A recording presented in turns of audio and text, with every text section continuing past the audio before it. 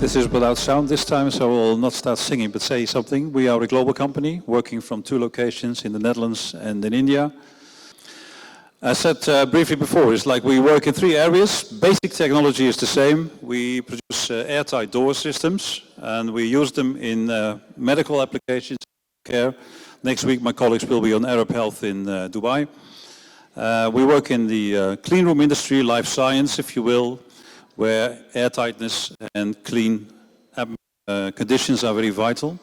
And today we are working, or more discussing, going into detail into the cold chain industry, where we talk about food processing industry, refrigerated logistics, and wholesale and some retail in some cases. Next slide, please.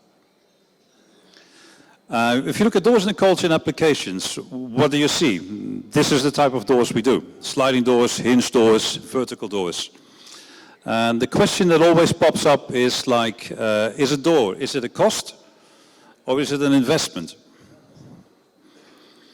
We tend to look at a few things. If you look at the overall budget for anything that you build, based on the years of experience that we have gathered over the past 40 years, we came to the conclusion that about 5% of the building's budget is spent on doors.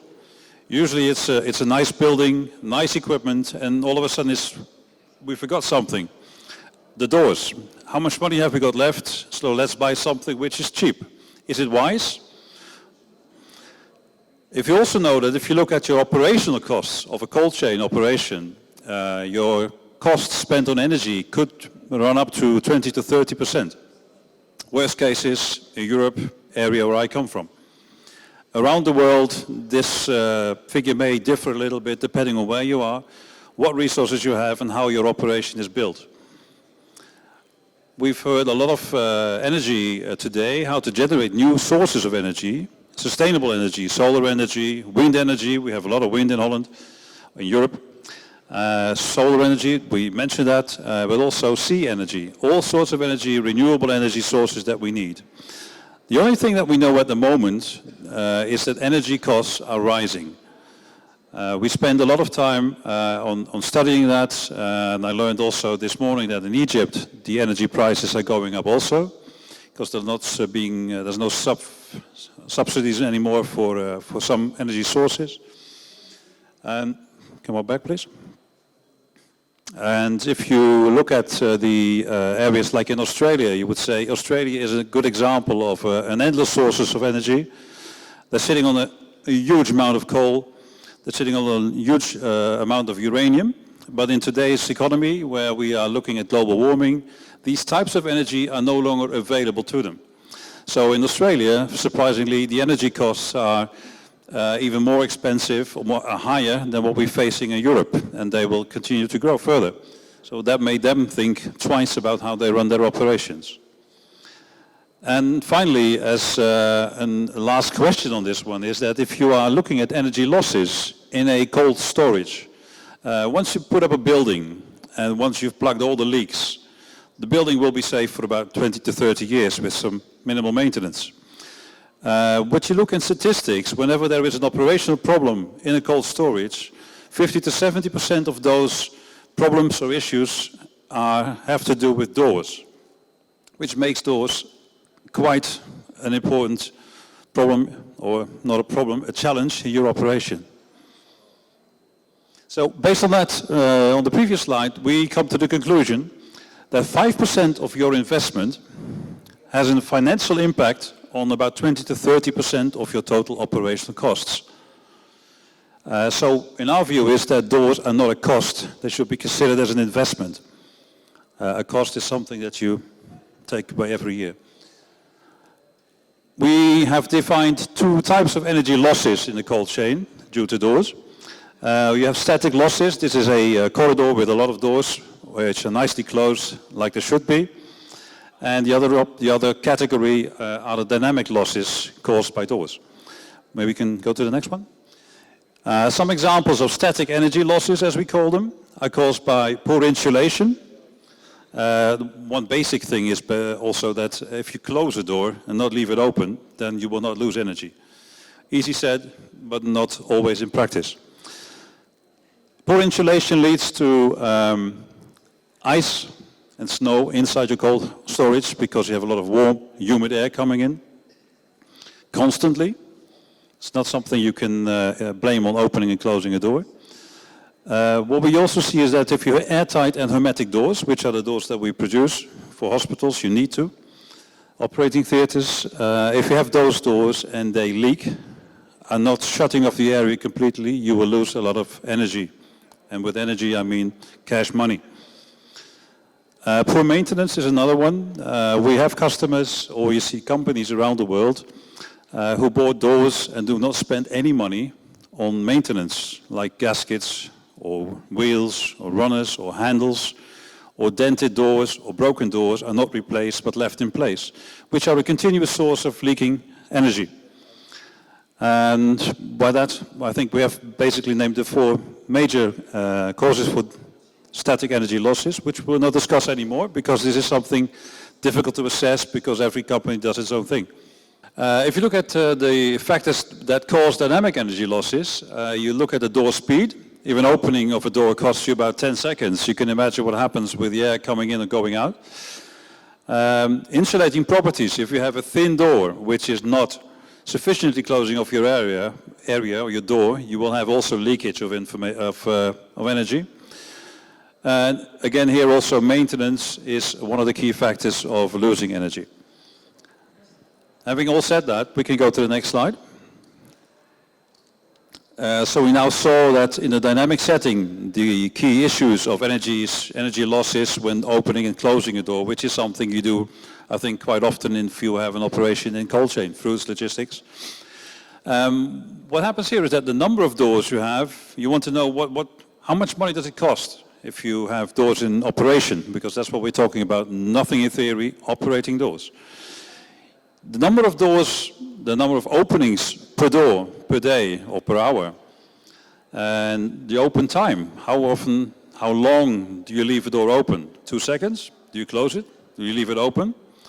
It all ends up to a sum you can calculate of how much a door costs you on an annual basis. Do you know how much it is? What your doors cost you? 5,000 euros? 200,000? A million? Any idea? So this was the challenge we had. We know we are losing energy, and we know from a theoretical model how to measure that. So the challenge we faced was to develop a tool to calculate the losses of energy and to devise a methodology to measure the energy losses of an operational cold chain door.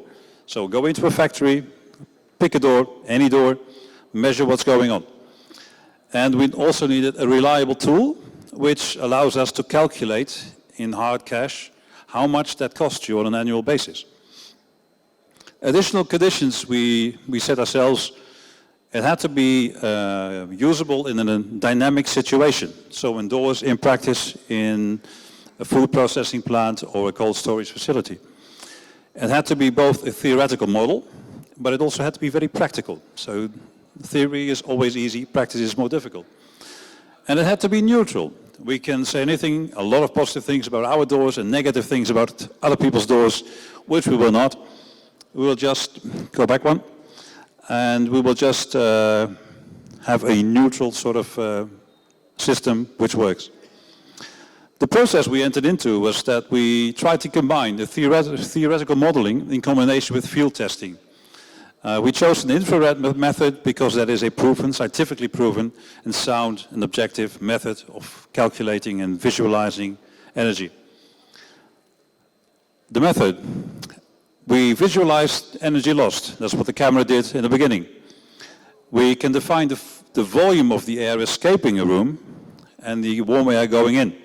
You can also calculate the volume of the air going in and out. And finally, go back one. You can finally also calculate this financial impact, which at the end of the day is all that matters. Next one. And we went to some basic materials in heat. A thermal imaging camera is not everybody's tool. I don't have one. But it's a very practical machine, piece of machinery equipment that we can use. We used a simple screen, we used some paper, and we used some plastic. And we used a video camera, which was just on an iPhone, is sufficient to make the images that we need. Why did we take the... One back, please. We went to take paper. Paper is for us a very easy medium because it's available. We know its infrared signature, so we know how fast and how rapidly and how dramatically it changes in temperature. It picks it up easily. And we took a camera behind that. This is the camera actually. You see the guy in red is the guy opening the door, and the image shows you the changing left from green to blue on the left side of the picture. What we did is we logged all this data, collected all the data of an opening door in a real life situation, and we filmed the whole thing to be able to process it afterwards on the millisecond exactly how long it took to open and close the door.